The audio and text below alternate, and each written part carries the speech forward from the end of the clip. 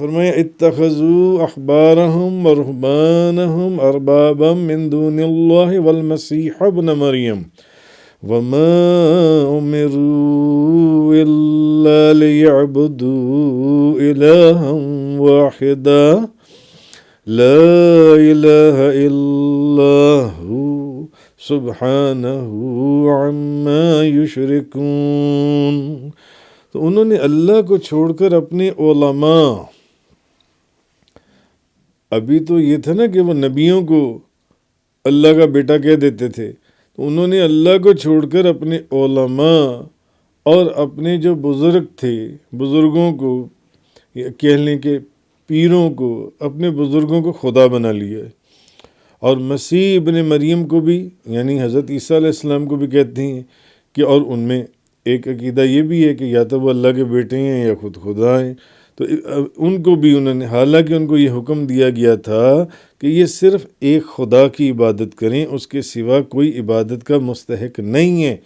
تو جب انہی کو جو خود خدا کی عبادت کرتے ہیں، انہوں نے انہی کو خدا بنا لیا، یہ کیا باتیں ہیں جون سی، یہ مستحق نہیں ہے. تو وہ ان کے خود ساختہ شرکا سے جون سے وہ پاک ہے. اب آیت نمبر 31 جون سی 31.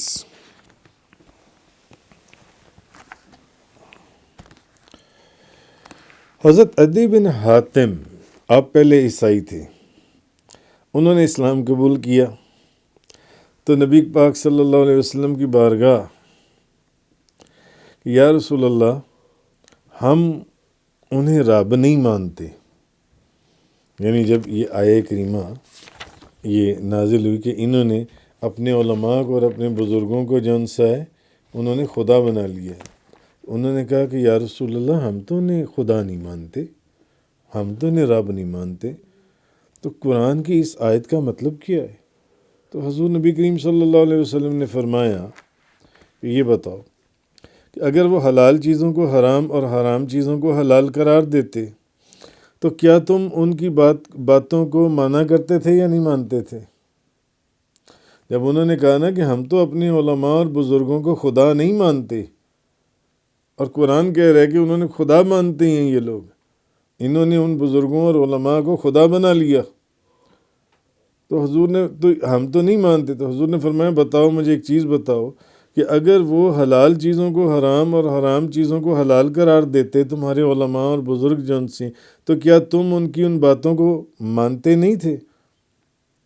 حلال کو حرام، ٹھیک ہے جی حلال یہ حرام ہو گیا حالانکہ وہ چیز حلال ہے، اور حرام کو حلال حالانکہ وہ چیز حرام ہے، مگر تم نے حلال مان لیا ان کے کہنے کے اوپر، جبکہ تورات یا اللہ کی کتاب کچھ اور کہہ رہی ہے. تو عدی جو ہیں انہوں نے عرض کیا، انہوں نے کہا کہ ایسا تو ہم کرتے تھے. تو نبی پاک صلی اللہ علیہ وسلم نے فرمایا کہ اسی کا تو مطلب ہے کہ تم نے ان کو رب مان لیا تھا، تم نے تو ان کو اپنا رب ٹھہرا لیا تھا. معلوم ہوا کہ اللہ تعالیٰ اور اس کے رسول کی حلال کی ہوئی چیزوں کو اگر کوئی حرام کر دے، یا ان اللہ اور اس کے رسول کی حرام کی ہوئی چیزوں کو کوئی حلال قرار دے دے، تو گویا کہ اس نے جو شریعت کے اندر جو قانون سازی ہے، جو صرف کس کا حق ہے، اللہ کا یا پھر اللہ کے رسول کا، اس کو اپنے ہاتھ میں لے لیا انہوں نے. اور جن لوگوں نے ان باتوں کو مانا تو ظاہر ہے انہوں نے اس کی خدائی کو تسلیم کر لیا. تو حضور نے ان سے پوچھا کہ بتاؤ، تم کہہ رہے ہو کہ ہم خدا نہیں مانتے تھے، مگر بتاؤ وہ جو تمہارے علماء اور بزرگ تھے، اگر وہ حلال کو حرام کہتے تھے تو تم مان لیتے تھے، اور اگر حرام کو حلال کہتے تھے تو تم مان لیتے تھے. تو یہی تو ان کو خدا ماننا ہے، اور کیا جن سے. تو اصل چیز جن سی ہے وہ یہ، اسی وجہ سے آپ غور کریں کہ اسی چیز کو ختم کرنے کے لیے امام اعظم ابو حنیفہ کا قول ہے. انہوں نے فرمایا کہ جب میرے قول کے خلاف اگر ایک جو میں نے بات کہی ہے شریعت کے قانون میں، جو آپ مسائل مستنبط کرتے تھے، شریعت کو تشکیل دیتے تھے، کوئی حدیث مل جائے تو بس پھر میرے قول کو چھوڑ دینا، وہ حدیث ہی ہے، وہ حدیث ہی ہے. یہ نبی کریم صلی اللہ علیہ وسلم کی امت ہے. کہ اگر میرے قول کے خلاف کوئی حدیث صحیح مل جائے تو بس میرا مذہب وہی ہے جو حدیث صحیح کے اندر ہے۔ اور امام شافعی نے فرمایا کہ اگر میرا قول کسی حدیث کے خلاف ہو تو میرے قول کو اٹھا کر دیوار پر مار دینا اور حدیث کے اوپر عمل کرنا۔ اگر میرا قول کسی حدیث کے خلاف ہو تو میرے قول کو اٹھا کر دیوار پر مار دینا اور حدیث کے اوپر عمل کرنا۔ یہ وہ چیز ہے جو نبی پاک صلی اللہ علیہ وسلم کی، مگر ان کی امت وہ لوگ کیا کرتے تھے کہ ان کے علماء یا ان کے بزرگ جو چیز اللہ کی کتاب میں لکھی ہے حلال، اگر وہ اس کو حرام کر دیتے تھے تو کہتے تھے یہ حرام ہے، اور اگر کوئی چیز حرام ہے اور وہ اس کو کہتے تھے کہ یہ حلال ہے تو مان لیتے تھے کہ ہاں یہ حلال ہے۔ تو حضور نے فرمایا یہی تو پھر تم اپنے علماء اور بزرگوں کو تم نے خدائی تو بنا لیا کہ جو خدا نے ایک شریعت کا قانون جو ان سے اس کو بنایا تو اس میں وہ لوگ خدائی کے کاموں کے اندر وہ شامل ہونے کی کوشش کرتے تھے۔ اسی طرح سالم بیان کرتے ہیں ایک شخص نے ترمذی شریف میں ایک شخص نے حضرت عبداللہ بن عمر رضی اللہ تعالی عنہما سے حج تمتع کے متعلق سوال کیا تو انہوں نے کہا کہ جائز ہے۔ کس سے سوال کیا؟ حضرت عبداللہ بن عمر رضی اللہ تعالیٰ عنہ سے۔ تو اس نے کہا، حضرت عبداللہ بن عمر سے اس نے سوال کیا، آپ کس کے صاحبزادے ہیں؟ حضرت عمر کے۔ تو انہوں نے کہا کہ جائز ہے۔ اب اس بندے نے آگے سے پتہ کیا کہا، اس نے کہا کہ مگر آپ کے جو والد ہیں وہ تو حج تمتع سے منع کرتے تھے، اور میں نے آپ سے سوال کیا حج تمتع کے متعلق مجھے بتائیے، تو انہوں نے کہا جائز ہے، حضرت عبداللہ بن عمر نے۔ تو اس نے کہا مگر آپ کے جو والد ہیں وہ تو حج تمتع سے منع کرتے تھے۔ تو حضرت عبداللہ بن عمر رضی اللہ تعالیٰ عنہما نے فرمایا یہ بتاؤ کہ میرا باپ ایک کام سے منع کرتا ہو اور اللہ کے رسول نے وہی کام کیا ہو، تو آیا میرے باپ کے حکم پر عمل کرو گے یا اللہ کے رسول کے حکم کے پر عمل کرو گے؟ اس نے کہا کہ اللہ کے رسول کے، نبی کریم صلی اللہ علیہ وسلم کے حکم کے پر عمل کیا جائے گا۔ تو حضرت عمر فاروق نے فرمایا کہ نبی کریم صلی اللہ علیہ وسلم نے حج تمتع کیا ہے، یعنی اس نے جب حج تمتع کے متعلق پوچھا تو انہوں نے کہا وہ جائز ہے۔ اس نے کہا آپ کہہ رہی ہیں جائز ہے مگر آپ کے والد تو اس سے منع کیا کرتے تھے۔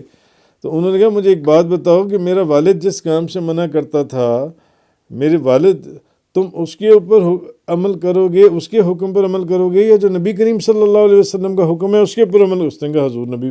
تو انہوں نے کہا بس پھر ٹھیک ہے، نبی کریم صلی اللہ علیہ وسلم نے تو حج تمتع کی ہے۔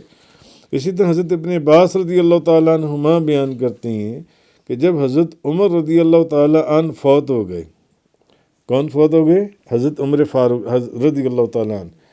تو فرماتے ہیں میں نے حضرت عائشہ سے ذکر کیا کہ حضرت عمر کہتے تھے کہ میت کے گھر والوں کے رونے سے میت کو قبر میں عذاب ہوتا ہے۔ انہوں نے کہا کہ حضرت عائشہ سے میں نے ذکر کیا کہ حضرت عمر کہا کرتے تھے، جب کون فوت ہو گئے؟ حضرت عمر۔ جب حضرت عمر فوت ہو گئے، حضرت ابن عباس بیان کر رہی ہیں کہ جب حضرت عمر رضی اللہ تعالیٰ عنہ فوت ہو گئے تو میں نے بی بی عائشہ سے ذکر کیا کہ حضرت عمر تو فرمایا کرتے تھے میت کے گھر والوں کے رونے سے، میت کے گھر والوں کے رونے سے میت کو قبر میں عذاب ہوتا ہے۔ تو حضرت عائشہ رضی اللہ تعالیٰ عنہا نے فرمایا کہ اللہ تعالیٰ حضرت عمر پر رحم فرمائے، نبی کریم صلی اللہ علیہ وسلم نے یہ نہیں فرمایا تھا کہ میت کے گھر والوں کے رونے سے اس میت کو عذاب ہوتا ہے، یعنی اللہ اس میت کو عذاب دیتا ہے۔ نبی کریم صلی اللہ علیہ وسلم نے یہ فرمایا تھا کہ کافر جو ہے، کافر، بس یہ سمجھنے کی بات رہ گئی تھی یا سننے کی بات رہ گئی تھی کہ کافر جو ہے اس کے گھر والوں سے رونے سے اللہ اس کے عذاب میں زیادتی کرتا ہے، اس کو عذاب ہوتا ہے۔ کافر کے گھر والے کیوں، کس کے اوپر رو رہے ہیں؟ اس کے کفر کے اوپر رو رہے ہیں۔ وہ تو ایک جہنمی ہے، وہ تو ایک کافر ہے، وہ تو جب مرے گا اور اس کے اوپر جو روئے گا تو اس کے اوپر بھی بھار ہے اور اس کے اوپر بھی بھار ہے، تو وہ عذاب، اس کے عذاب کے اندر اضافہ ہوگا، اس کو اللہ تعالیٰ عذاب دے گا جن سے اس کا عذاب اور بڑھتا چلا جائے گا۔ تو ایسا نہیں ہے کہ میت کے میت کو کہ میت کے گھر والوں کے رونے سے کہ میت کے گھر والے، اہل ایمان کے لیے یہ نہیں ہے. یہ تو نبی پاک صلی اللہ علیہ وسلم نے کفار کے متعلق یہ بات جو ان سی ہے یہ چیز فرمائی تھی. اسی طرح بے شمار مثالیں ہیں. ایک عورت کے نکاح کے 6 مہینے کے بعد بچہ پیدا ہو گیا. آج نکاح کیا، 6 مہینے کے بعد بچہ پیدا ہو گیا. حضرت عمر کے پاس مقدمہ پیش ہوا تو حضرت عمر فاروق نے اس عورت کو رجم، سٹوننگ، سنسار کرنے کا حکم دیا. تو حضرت علی نے فرمایا کہ اس کو رجم کرنا جائز نہیں ہے، کیونکہ حمل کی کم از کم مدت 6 مہینے اور قرآن مجید میں ہے کہ عورتیں پورے 2 سال تک بچوں کو دودھ پلائیں. عورتیں پورے 2 سال تک بچوں کو دودھ پلائیں. 2 سال کتنے ہو گئے؟ 24 مہینے. اور 6 مہینے کتنے؟ 24 اور 6 30 مہینے. تو انہوں نے حضرت علی نے فرمایا کہ حمل کی مدت اور دودھ چھڑانے کی مجموعی مدت 30 مہینے ہے. تو حضرت عمر فاروق نے فوراً حضرت علی کے قول سے رجوع کر لیا، یعنی جو قرآن کہہ رہا ہے یا حدیث کہہ رہا ہے اس کے اوپر عمل کیا جائے گا، اس پر عمل کیا جائے گا. اگر کوئی بات سننے میں کوئی کمی بیشی رہ گئی یا سمجھنے میں کوئی کمی بیشی رہ گئی تو اسی کے ایسا نہیں ہے کہ وہ علماء یا بزرگ اگر قرآن یا حدیث کے خلاف کوئی بات کر دیں تو ان کو قبول کیا جائے گا. نہیں، قبول اسی بات کو کیا جائے گا. اسی لیے امام اعظم ابو حنیفہ نے فرمایا کہ جب میرے قول کے خلاف کوئی حدیث مل جائے تو بس پھر میرا حدیث صحیح وہ مل جائے تو میرا مذہب وہی ہے، بس اس حدیث کو لے لیا جائے، میرے قول کو چھوڑ دیا جائے. اور امام شافعی نے فرمایا کہ اگر میرا قول کسی حدیث کے خلاف ہو تو میرے قول کو اٹھا کر دیوار کے اوپر مار دینا، یعنی وہ حدیث لے لینا، اس کے اوپر عمل کرنا. یہ نبی پاک صلی اللہ علیہ وسلم کی امت ہے. تو کہنے کا مقصد یہ ہے کہ وہ پہلے وہ لوگ تھے جن کے متعلق یہ قرآن کریم کے اندر یہ آیہ کریمہ نازل ہوئی، اتخذوا احبارهم ورهبانهم اربابا من دون اللہ والمسیح ابن مریم. انہوں نے اللہ کو چھوڑ کر اپنے علماء اور اپنے بزرگوں کو خدا بنا لیا، پیروں کو خدا بنا لیا، اور مسیح ابن مریم کو بھی. وما امروا الا ليعبدوا الها واحدا، حالانکہ ان کو یہ حکم دیا گیا تھا کہ صرف ایک خدا کی عبادت کریں، لا الہ الا ہو، اس کے سوا تو کوئی عبادت کے مستحق ہی نہیں ہے. سبحانہ عما یشرکون، وہ ان کے خود ساختہ شرکا سے پاک ہے.